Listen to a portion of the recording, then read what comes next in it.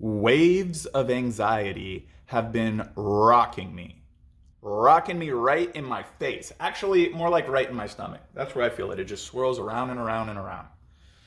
Sometimes it comes up for no apparent reason. Other times I notice that the trigger is me showing up to do work on Step Into Your Potential.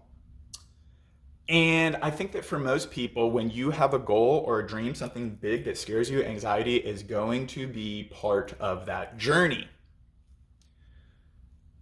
I used to think that when anxiety showed up that meant something wrong was happening. Now I realize that anxiety, and this is how Bob Proctor describes it, you have doubt, which is just like the unknown, and that triggers fear, okay? Fear manifests itself in the body as a sensation that we call anxiety. So that's all it is. There's doubt and hesitation because there's the unknown, and then that shows up as anxiety. Well, from that perspective, anything that's outside of your comfort zone is the unknown. Like, we don't know what it's like outside of our little comfortable bubble. So then anytime you try something new, or anytime you go to grow or go after a goal or a dream, there's going to be some anxiety. That's not a bad thing. That shows that you're actually pushing yourself beyond your current limits. Hell yeah. So the trick I've learned is not to run from my anxiety or try to suppress my anxiety. Damn, that one definitely doesn't work. It's not trying to soothe it or mask it like with instant gratification or any of that bullshit. It's just to allow it. It's just to recognize that, yeah, that's part of the journey. When you go to the gym to work out and your muscles start to hurt, you don't love that, but you also don't freak out and say, oh, this shouldn't be happening. It's actually a good sign, isn't it? Doesn't that tell you that you've reached a new level, you've pushed yourself hard enough to break it down so that it can grow back up stronger? Okay. So that's all that's going on. It can still be really hard when those waves show up because for me, I've created this whole narrative to think that it's bad. So if that's like you, if you've been struggling with that anxiety, there's so many different tips and tricks and things that you could try. You got to find what works for you. It's definitely best to have a number of tools in your tool bag instead of just one thing.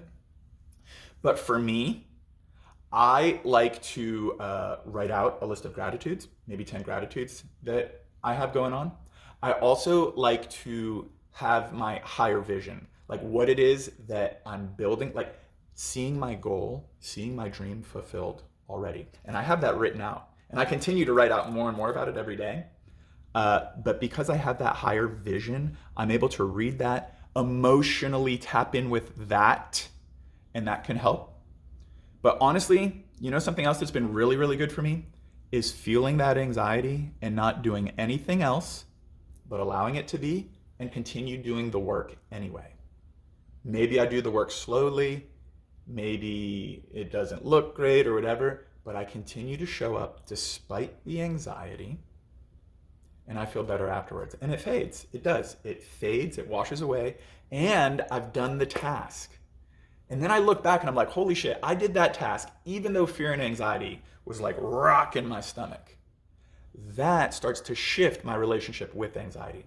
It takes the fear, the bite out of it, and it allows me to just keep moving forward. It allows the anxiety to exist. That's different for me. What do you try? What helps you? I'd love to hear about it.